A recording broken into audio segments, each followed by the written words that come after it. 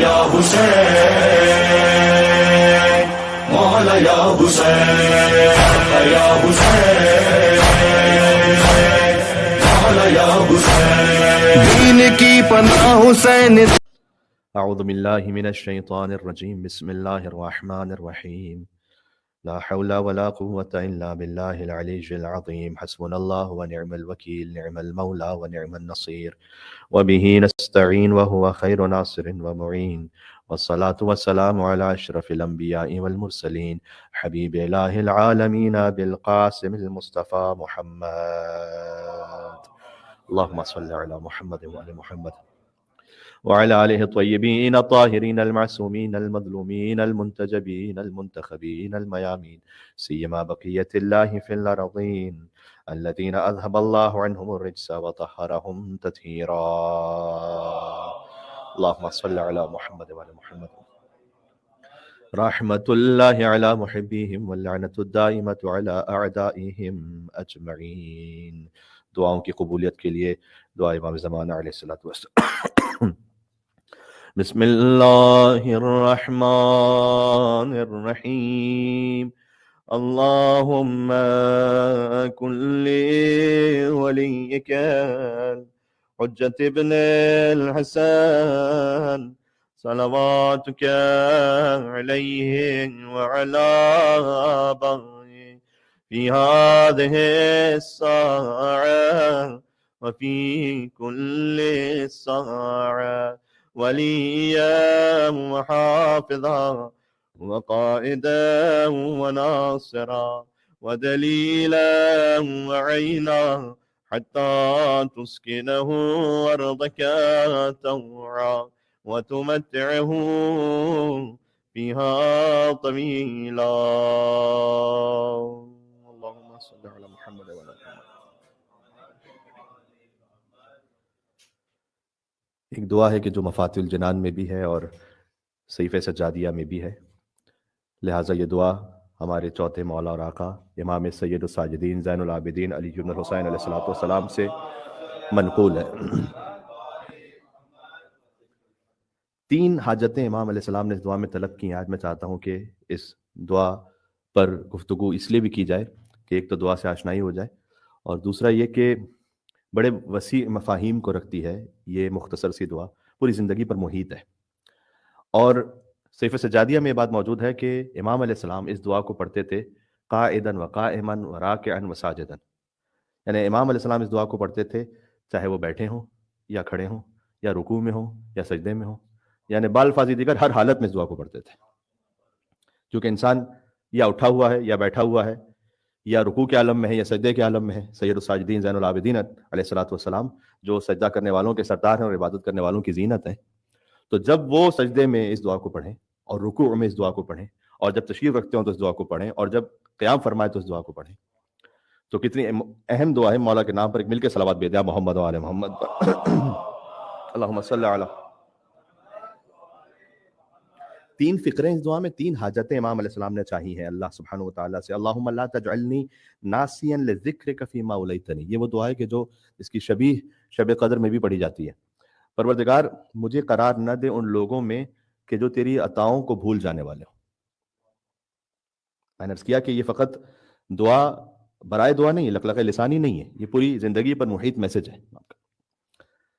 آپ اس بات کو جانتے ہیں کہ امام سجاد علیہ السلام کے پاس وہ ماحول میسر نہیں تھا کہ ذوالفقار نکال کر امام علیہ السلام میدان جنگ میں جیسے امیر المومنین تشریف لائے، جیسے ابا عبداللہ حسین علیہ السلام تشریف لائے ویسے جہاد فرماتے. تو امام علیہ السلام نے اپنی دعاؤں کو ذوالفقار بنا دیا تھا. یعنی وہ جو تبلیغ دین کا کام ذوالفقار سے ہو رہا تھا، یا وہ ایک زمانے میں تبلیغ دین کا کام مال حضرت خدیجہ سے ہو رہا تھا، وہ چوتھے امام کے زمانے میں صحیفہ سجادیہ کی دعاؤں کے ذریعے سے ہو رہا تھا. تو مقصد تو وہی رہتا ہے، انداز بدلتے رہتے ہیں بحکم پروردگار.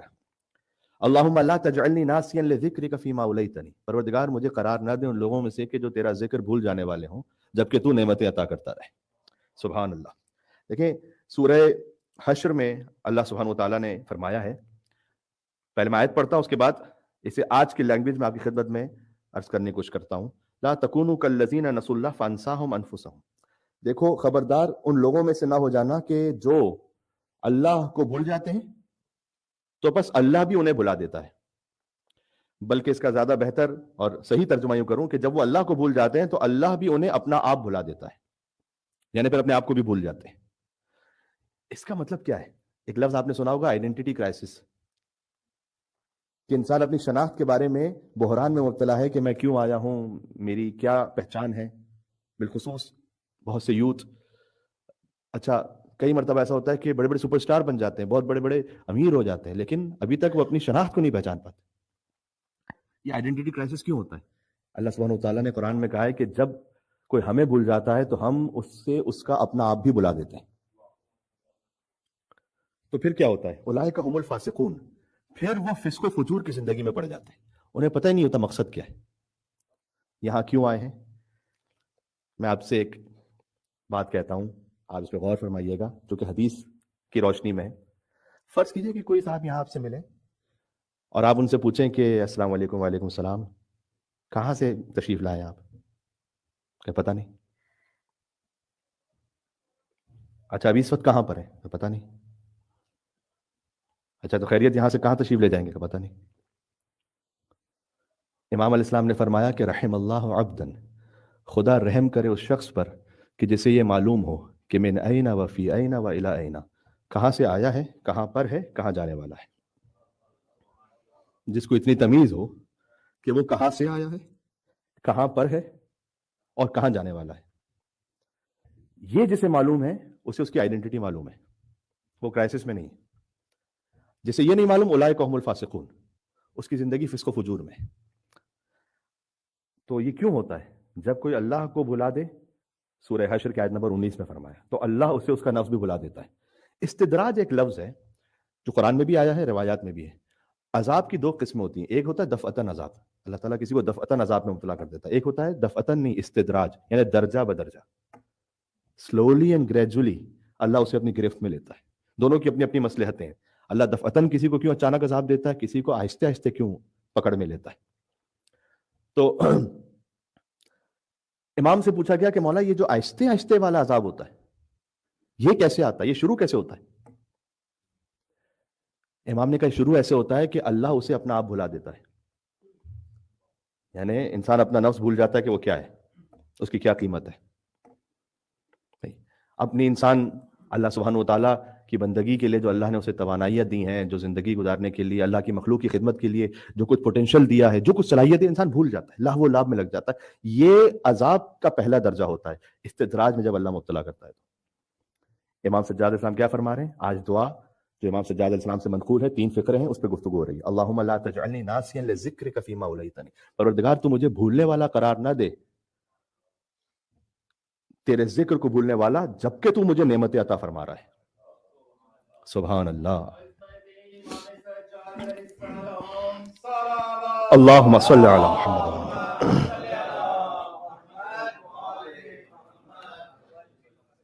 ایک بات اور عرض کروں، ویسے جو اصل نسیان ہے، یعنی بھول جانے کی بھی انسان میں ایک صلاحیت ہی کہوں گا میں سے، وہ نعمت ہے۔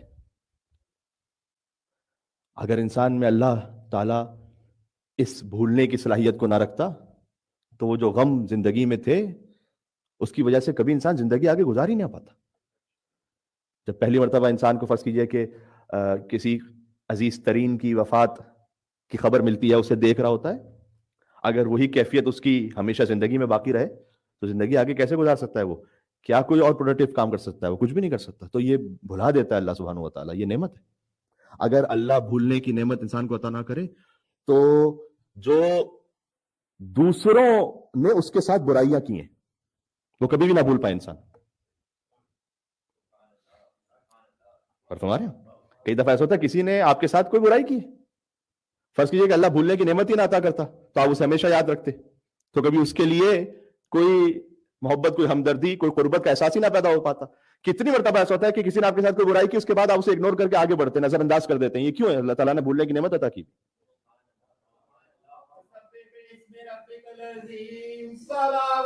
اللہم صلی علی محمد وعلی محمد۔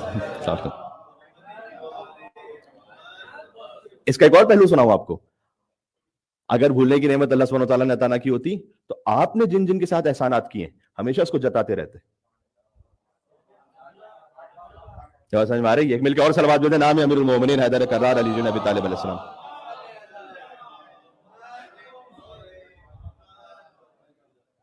کبھی ان احسانات کو ہم بھولتے ہیں نا تو ہم ہر بار جب بھی سامنے وہ صاحب آتے یا وہ صاحبہ آتی تو عجب بھی ہو سکتی ہیں تو ہم نے آپ کے لیے یہ کیا تھا وہ کیا.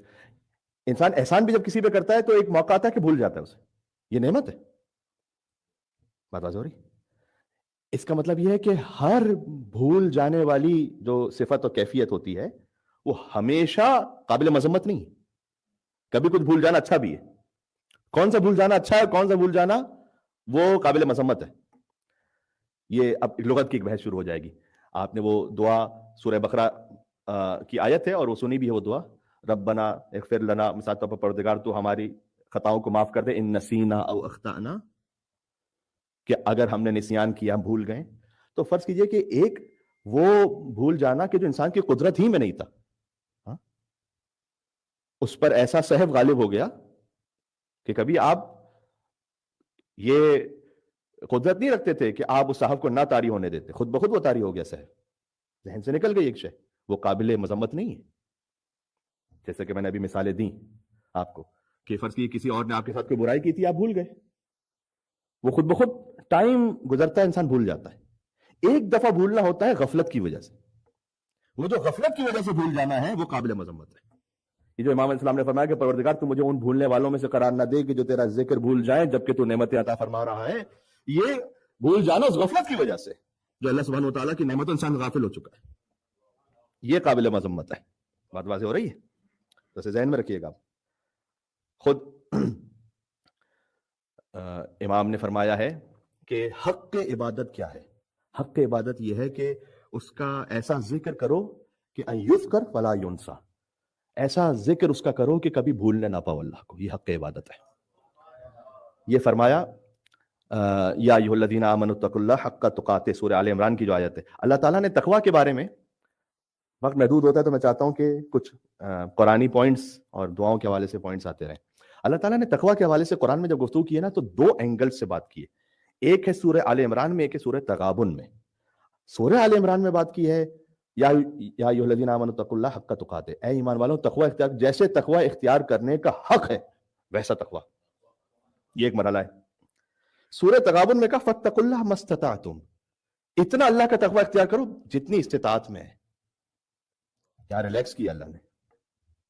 بعض مفسرین نے لکھا ہے کہ یہ آیت ناسخ ہے اس آیت کے لیے. پہلے کہا کہ اتنا تقوی کہ جو تقوی کا حق ہے, پھر کہا نہیں اتنا تو تم پورا نہیں کر سکتے, بس اتنا کہ جتنی استطاعت میں. اصل میں ناسخ نہیں ہے, یہ ایک تخفیف دی اللہ نے. ایک مرحلہ وہ بیان کیا کہ وہ تقوی اختیار کرو جو تقوی کا حق ہے. یاد رکھیے گا یہ فقط امام معصوم کے بارے میں یہاں بات نہیں ہو رہی, وہ تو اس کے عالی ترین مصداق ہیں ہی, لیکن یہ اللہ تعالیٰ نے یا ایھا الذین آمنوا کا ہے, اے ایمان والوں. مثال طور پر کوئی آغا کاشف الغطاء جیسا پیدا ہو جو کہے کہ میں نے زندگی میں کبھی کوئی مکروہ بھی انجام نہیں دیا, یہ ہے یا ایھا الذین آمنوا اتقوا اللہ حق تقاتہ. کوئی ایسا پیدا ہو کہ جو کہے کہ میں نے زندگی میں کوئی ایک نماز بھی قضا نہیں کی. امام سے پوچھا گیا کہ حق تقاتہ کا مطلب کیا ہے, تقوی کا حق. امام نے کہا ان یعبد فلا یعصى وان یذکر فلا ینسى وان یشکر فلا یکفر. یعنی کیا؟ حق کے تقوی کا مطلب یہ ہے کہ اطاعت بے عصیان, ذکر بے نسیان اور شکر بے کفران. ایسا شکر جس میں کفران نہ ہو, ایسا ذکر جس میں نسیان نہ ہو, ایسی اطاعت جس میں عصیان نہ ہو. اگر کوئی ایسا کر لے تو حق کے تقوی ہے. ٹھیک ہے, سبحان اللہ. تو پہلا فقرہ امام علیہ السلام نے بیان فرمایا کہ پروردگار مجھے ان لوگوں میں سے قرار نہ دے کہ جو تیرا ذکر بھول جائیں. دوسرا فقرہ ولا غافلا لاحسانک فیما اعطیتنی, اور مجھے ان غفلت کرنے والوں میں قرار نہ دے کہ جو تیری عطاؤں اور تیرے احسان کے بارے میں غافل ہو جائیں, اس میں مجھے قرار نہ دینا. یہ بہت اہم ہے. امام کاظم علیہ السلام جا رہے تھے ایک مرکب پر سواری پر, اچانک جھکے اور رک کر سجدہ کیا. امام نے کہا مولا یہ اچانک روک کر آپ نے سجدہ کیوں کیا؟ کہ اس لیے کہ اللہ سبحانہ و تعالیٰ کی ایک نعمتاً دفعتاً یاد آئی. تو اسی وقت رک کر, اس کی مثال ویسی ہے کہ آپ کہیں ڈرائیو کر رہے ہوں اور اچانک کہیں روکیں کسی ایسی جگہ پر کہ جہاں سجدہ کر سکیں اور فوراً سجدہ کریں, اور کوئی آپ سے پوچھے کہ خیریت ہو رہی ہے, کوئی نماز کا وقت بھی نہیں ہے, کیا ہو رہا ہے, کہ وہ ایک نعمت یاد آئی مجھے. یہ بات سمجھ میں آ رہی ہے؟ عظمت امام موسیٰ کاظم علیہ السلام. اللہم صلی علی محمد و علی محمد. سبحان اللہ. پریکٹیکلی شاید مجھے یہ کہہ لینے دیجیے کہ شاید جس طریقے سے ہماری زندگیاں گزر رہی ہیں یا ایکسپیکٹ نہیں کیا گیا ہم سے کہ ہم ہمیشہ یہ کام کرتے رہیں. میں اتنا آپ سے ضرور کہوں گا کہ جب کبھی آپ کو اللہ سبحانہ و تعالیٰ کی کوئی نعمت دفعتاً یاد آئے کہ وہ اللہ نے مجھ پہ کیسا احسان کیا تھا، تو ایک سبحان اللہ کہہ کے ایک درود ضرور بھیج دیا کریں اس وقت. اللہم صلی علی محمد و علی محمد. کم از کم اتنا ضرور کر لیا کیجیے. اس سے آگے کی ایک مثال دیتا ہوں. حضور مکرم مرکب پہ سوار ہیں، تشریف لے جا رہے ہیں، 5 مرتبہ اترے اور 5 مرتبہ سجدہ کیا. کہ یا رسول اللہ یہ 5 مرتبہ اتر کر آپ نے سجدہ کیوں کیا اس طریقے سے؟ فرمایا کہ جبریل 5 مرتبہ مجھ پہ نازل ہوئے، 5 اللہ کے پیغام پہنچائے، ہر پیغام پر میں نے سجدہ کیا. وہ 5 پیغام یہ تھے کہ جبریل اللہ کی جانب سے یہ پیغام لے کر آئے کہ اے محمد صلی اللہ علیہ وآلہ وسلم آپ بھی بہشت میں ہیں، میں نے سجدہ کیا. دوسرا پیغام لے کر آپ کے اہل بیت بہشت میں نے سجدہ کیا. تیسرا پیغام لے کر آئے کہ ان کے محب بہشت میں ہے، میں نے سجدہ کیا. چوتھا پیغام لے کر آئے کہ ان کے دشمن جہنم میں ہے، میں نے سجدہ کیا. اور 5واں پیغام یہ لے کر آئے کہ ان کے دشمنوں کے دوست بھی جہنم میں ہے، تو میں نے سجدہ کیا.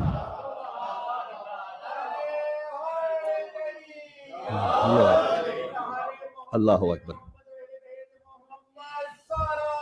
اللہم صلی علی.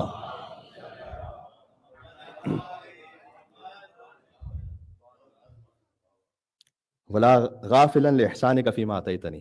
پروردگار تو مجھے ان غفلت رکھنے والوں میں سے قرار نہ دے جو تیرے احسان کو بھول جاتے. سبحان اللہ. میدان محشر میں شخص کو لایا جائے گا اور اسے کہا جائے گا کہ تم پر یہ عذاب ہے. کہ پروردگار کس بات کا عذاب ہے؟ کہ اس لیے کہ تمہاری نعمتوں کا شکر نہیں بجا لاتے تھے. کہ پروردگار میں تو بڑا پابند تھا تیرے شکر کا، جب کوئی نعمت ملتی تھی تیرا شکر کرتا تھا. کہ تم شکر تو بجا لاتے تھے لیکن واسطہ نعمت کا شکر نہیں بجا لاتے تھے. اللہ تعالیٰ کو یہ قبول نہیں ہے. من لم یشکر المنعم من المخلوقین، جو مخلوقین میں سے نعمت پہنچانے والوں کا شکر ادا نہ کرے، لم یشکر الخالق، تو خالق کا شکر ادا نہیں کرتا. شکر فقط اس بات کے لیے کافی نہیں کہ ہم اللہ کا شکر ادا کریں گے، والدین کا شکر بھی ضروری ہے کیونکہ وہ واسطہ فیض الہی ہے. شوہر کا شکر، بیوی کا شکر، ہر وہ کہ جو اللہ کی کسی نعمت کے لیے وسیلہ بن جائے. بات واضح ہو رہی ہے؟ امام صادق علیہ السلام طعام تناول فرما رہے ہیں اور شکر ادا کرتے ہوئے کہتے ہیں کہ اللہم ھذا منک و من رسولک، پروردگار یہ کھانا تیری جانب سے تھا اور تیرے رسول کی جانب سے تھا. تو امام ابو حنیفہ وہاں بیٹھے ہیں کہ جو اس مرتبے پر نہیں ہو، بات کو نہ سمجھ پائیں، تو امام ابو حنیفہ نے یہ کہا کہ اجعلت مع اللہ شریکا، آپ نے شرک کیا کیا کہ اللہ کے ساتھ رسول اللہ کا بھی شکریہ ادا کیا؟ تو امام صاحب نے کہا وہی حق وائے ہو تم پر. اللہ نے سورہ توبہ میں کہا ان اغناہم اللہ ورسولہ من فضلہ، اللہ جب تم نعمت عطا کرتا ہے تو اللہ اور اس کا رسول وہ تمہیں اپنے فضل سے غنی بناتے ہیں. اللہ نے اپنے ساتھ رسول اللہ کو ذکر کیا ہے نعمت عطا کرتے وقت، تو میں کھانے کے وقت اللہ کے ساتھ رسول اللہ کا شکر ادا نہ کروں؟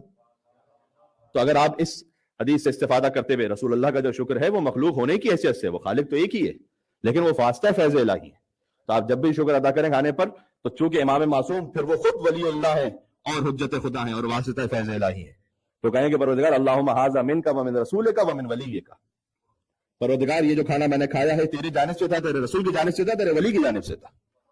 اس لیے کہ یہ توفیق بھی ہمیں اس انداز سے شکر کی ولی خدا کے سکھلائے ہوئے طریقے سے نصیب ہوئی ہے.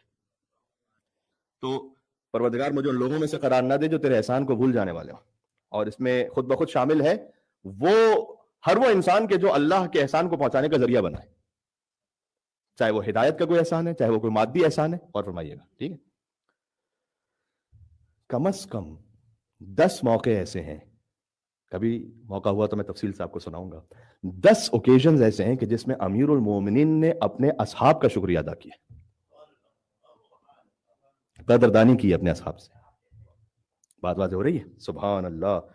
حکمت نمبر 289 ہے نہج البلاغہ کی، حضرت ابوذر کی تعریف کی ہے مولا کائنات نے کہ میرا ایک بھائی تھا فیما مظلہ، وہ بھائی ایسا تھا کہ جو بہت سادہ تھا اور سادہ غذا کھا لیتا تھا اور قناعت کے ساتھ گزارا کرتا تھا اور اللہ کی راہ پر تھا.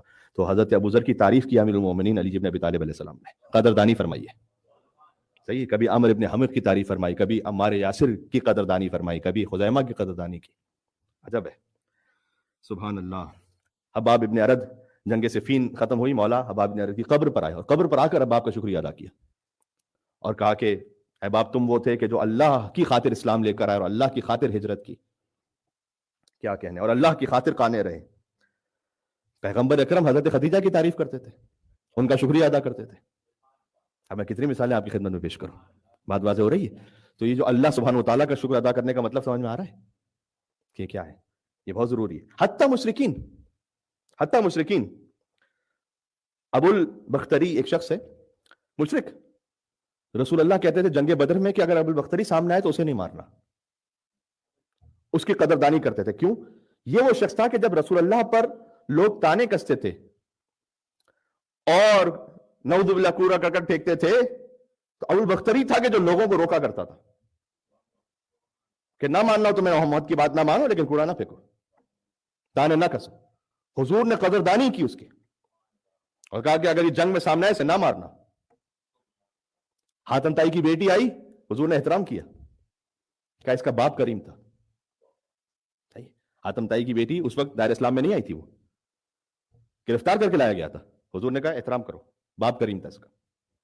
سبحان اللہ. حدیث میں آیا ہے کہ اگر کوئی عزیز ذلیل ہو جائے یا کوئی غنی فقیر ہو جائے تو اس کی نعمتوں کو اور اس کے احسانات کو, اور آپ اپنی زبان میں اگر میں کہہ سکوں کہ اس کے جو کنٹریبیوشنز ہیں اس کو بھلا نہ دو. اگر کوئی عزیز ذلیل ہو گیا, کوئی غنی فقیر ہو گیا, اس کے احسانات کو نہ بھلاؤ, اس کی قدردانی کرو. بات واضح. آخری جملہ اور اختتام پر گفتگو. فرمایا پروردگار مجھے ان لوگوں میں سے قرار نہ دے جو تیرا ذکر بھول جانے والے ہوں, ان لوگوں میں سے قرار نہ دے جو تیری عطاؤں اور احسان کو بھول جانے والے ہوں. ولا عائسن من اجابتک وان ابتعد عنی, اور نہ ان لوگوں میں سے قرار دے کہ جو دعا کی اجابت سے مایوس ہو جائیں اگرچہ کہ دعا کی قبولیت میں تاخیر ہی کیوں نہ ہو جائے.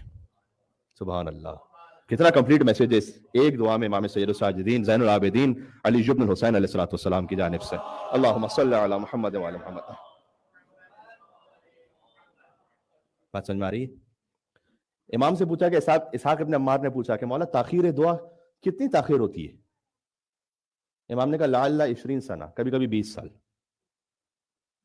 حدیث سنا رہا ہوں. اللہ تعالیٰ نے قرآن میں کہا کہ اجیب دعوتکما, اے ہارون اور موسیٰ ہم نے تمہاری دعا کو قبول کیا. فرعون غرق ہو جائے گا. اس دعا کو قبول ہوتے ہوئے 40 سال لگے. امام نے فرمایا جب اللہ نے کہا نا کہ ہم نے دعا کو قبول کیا تو 40 سال بعد اللہ نے کام کیا.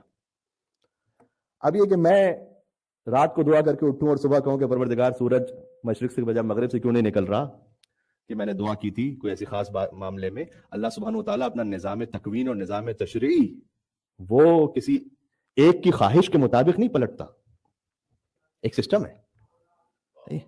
تو وہ دعا قبول ہوگی, ہو سکتا ہے 10 سال بعد, 20 سال بعد, یہ بھی ممکن ہے. امام اسلام نے فرمایا. سبحان اللہ. بلکہ میں آپ سے عرض کروں, قرآن میں 160 دعائیں ہیں انبیاء کی, اولیاء کی. اس میں سے کم 5 دعائیں اللہ نے وہ ذکر کی ہیں کہ جو قبول نہیں ہوئی قرآن میں. حضرت ابراہیم علیہ السلام کی دعا اپنے چچا کے حق میں قبول نہیں ہوئی. اللہ تعالیٰ نے سورہ حشر میں کہا کہ وہ گمراہوں میں سے ہی رہا. حضرت نوح علیہ السلام کی دعا اپنے بیٹے کے حق میں قبول نہیں ہوئی. انہ لیس من اہلک, اے نوح آپ مجھ سے وہ نہ مانگیے کہ جس کا آپ کو علم نہیں ہے. قرآن پڑھ رہا ہوں, یہ میں آپ کو نصیحت کرتا ہوں کہ آپ جاہلین میں سے نہ ہو جائیے گا. یہ ہم نہیں کہہ سکتے کسی نبی کے بارے میں یہ لفظ, اللہ تعالیٰ کہہ سکتا ہے کیونکہ وہ خالق ہے اور وہ نبوت عطا کرنے والا ہے. انہ لیس من اہلک, یہ اگر آپ کے ساتھ رہے گا تو آپ کے مشن کو نقصان پہنچائے گا. اس وقت مصلحت میں نہیں کہ یہ آپ کی دعا قبول ہو کہ یہ نجات پائے نا. 5 دعائیں اللہ سبحانہ وتعالیٰ نے قرآن میں ایسی بھی بیان کی ہیں کہ جو دعا ہوئی قبول نہیں ہوئی. اس کا مطلب کیا مصلحت ہے؟ بات واضح ہو رہی. سبحان اللہ. اور اسی لیے خاطر جم رکھیے. حضرت موسیٰ علیہ السلام سے لوگ پوچھتے تھے, یہ روایت تو امام معصوم سے ہے کہ حضرت موسیٰ علیہ السلام سے لوگ پوچھتے تھے کہ اے نبی خدا کیا وجہ ہے کہ جو اللہ کے نافرمان ہیں وہ اللہ کی بڑی مادی لذتوں میں, اور جو اللہ کے فرما بردار ہیں وہ بڑے مصائب میں. اب جو زکوٰۃ ادا نہیں کرتا وہیں پہ بارش بھی ہو رہی ہے, تو جو فسق و فجور میں ہے تو نعمتیں بھی اسی کے پاس ہیں، اور جو پروردگار تیری راہ پر زندگی گزارنے والا ہے، کبھی خود مریض، کبھی اس کا بچہ مریض، کبھی اس کے گھر پہ فاقے، تو پروردگار سے پوچھیں کیا معاملہ ہے۔ اللہ سبحانہ و تعالیٰ نے ایک، میں آپ سے ذکر کروں، ایک مداح تھے، نوحے پڑھتے ہیں، منقبت پڑھتے ہیں، کربلا میں کہہ رہے تھے کہ ہم بائے بس آ رہے تھے تو ہر ایک، اگرچہ کہ کربلا کا سفر تھا لیکن اپنی دنیاوی گفتگو میں تھا، کوئی مزاح کر رہا ہے، کوئی اپنی باتیں کر رہا ہے، فقط میں تھا کہ جو تسبیح اور عبادت کر رہا تھا اس پورے سفر میں، اور بس کا ایکسیڈنٹ ہوا اور سبھی محفوظ رہے سوائے میرے۔ تو کیا میرے ذکر کرنے کا یہی صلہ ہے، اور کیا میرے نوحہ پڑھنے کا یہی صلہ ہے؟ حضرت موسیٰ علیہ السلام سے جب یہ پوچھا گیا تو حضرت موسیٰ علیہ السلام نے کہا پروردگار یہ کیا ماجرا ہے؟ اللہ سبحانہ وتعالیٰ نے کہا کہ ان سے کہو اعطیتہم لیتغرموا، اور کچھ لوگوں کو میں عطا کرتا ہوں، اس کا ترجمہ میں کیسے کروں؟ تغرم کہتے ہیں، آپ نے کبھی کسی جانور کو دیکھا ہوگا کہ وہ مٹی میں لوٹ پوٹ ہو رہا ہوتا ہے اپنے مزے کے لیے، اس کو کہتے ہیں تغرم۔ میں نافرمانوں کو عطا کرتا ہوں اس خاطر کہ اسی میں لوٹ پوٹ ہوتے رہے۔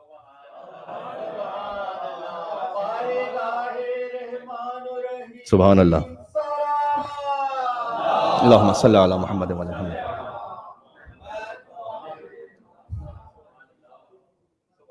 کبھی میں عطا کرتا ہوں ان نافرمانوں کو لیتغرموا، اسی میں ہی مست ہوتے رہیں، اور فرمایا کچھ اپنے چاہنے والوں سے روک لیتا ہوں لیتضرعوا، تاکہ تضرع اور زاری کرتے رہیں۔ یہ ہے مصلحت۔ ایک حدیث میں آیا ہے کہ کبھی اللہ دعا قبول کر لیتا ہے لیکن فرشتوں سے کہتا ہے کہ میرے بندے کو بتانا نہیں ابھی، تاکہ تضرع کرتا رہے۔ دعا قبول ہو چکی ہے، موقع پہ ملے گا بھی، لیکن ابھی کوئی ایسے حالات نہ لے کر آنا کہ اسے یہ پتا چل جائے کہ میری دعا قبول ہو گئی ہے۔ ہائے ہائے ہائے ہائے، بات سمجھ میں آ رہی ہے؟ یہ کچھ بڑی گہری باتیں ہیں کہ جس پر کم از کم کئی گھنٹوں بات ہونی چاہیے۔ امام معصوم پر ایک مل کے صلوات بھیجیے گا، اور محمد وعلی محمد صلی اللہ صلی علی محمد وعلی محمد۔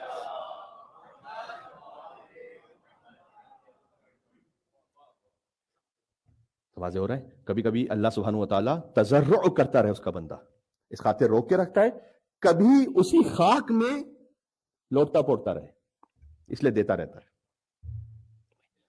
عزیزوں، شب جمعہ کے آستانے پر ہیں، جیسے اہل بیت کے فضائل ہیں ویسے کسی کے فضائل نہیں، اور جیسے ان کے مصائب ہیں ویسے کسی کے مصائب بھی نہیں۔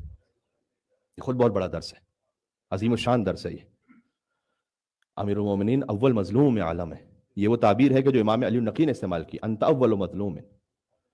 فرمایا، امام صادق علیہ السلام سے پوچھا گیا کہ سب سے زیادہ صبر کرنے والے کون ہیں؟ کہ اصبر الصابرین علی بن ابی طالب۔ امام حسین سے زیادہ مصائب کس کے ہوں گے؟ لیکن نہیں کہا گیا امام حسین کے لیے یہ تعبیر، یعنی امام معصوم کی زبانی اس وقت امیر المومنین کے لیے استعمال کی گئی۔ سب سے زیادہ صبر کرنے والے علی بن ابی طالب ہیں، اس لیے کہ امام معصوم وہ تمام مصائب ان کے لیے سہنا بامر پروردگار ایک منزل پر ہے، لیکن بہرحال ناموس کا در و دیوار کے درمیان آنا اور زہرا حق مانگنے کے لیے تشریف لے جائیں اور مدینہ کی گلیوں میں زہرا کو گرا دیا جائے، یہ امیر المومنین کے لیے سب سے سخت ترین منزل ہے۔ عزیزاں، ایام فاطمیہ کے لیے دل آمادہ ہو رہے ہیں، دھیرے دھیرے دستک یہ ایام دے رہے ہیں سیدہ کونین کی جو مصیبت اور مصائب ہیں۔ تو عزیزوں، ایسے کسی کے مصائب نہیں ہیں، اس لیے کہ جب بی بی مدینہ کی گلیوں میں گر گئیں تو روایت گویا کہتی ہے کہ بی بی کی چادر خاک آلود ہو گئی، اور بی بی اسی عالم میں گھر میں تشریف لائیں۔ میں کہوں گا کہ اے بی بی، یہ مصائب تو بہت سخت ہیں کہ آپ دربار میں جائیں اور تحریر چاک کر دی جائے، اور آپ دربار میں جائیں اور مجھے معاف فرمائیے گا جملہ چونکہ خود بی بی نے کہا ہے، ابنتو کی فاطمہ تضرب و تکذب، بابا آپ کی بیٹی فاطمہ کو مارا بھی گیا اور کاذبہ بھی کہا گیا، جھٹلایا بھی گیا۔ یا اللہ! لیکن اے بی بی، جب آپ دربار میں گئیں تو سر پر چادر موجود تھی، جب آپ کی دختر دربار میں گئیں تو ایک رسی میں 12 گلے بندھے ہوئے تھے، اور منادی ندا دے رہا تھا کہ یہ علی و فاطمہ کی اولاد ہے۔ وَسَيَعْلَمُ الَّذِينَ ظَلَمُوا عَلَى مُحَمَّدٍ أَيَّا مُنْقَلَبٍ يَنْقَلِبُونَ۔ إنا لله وإنا إليه راجعون رضا بقضائك وتسليما لأمرك برحمتك يا أرحم الراحمين. اللهم صل على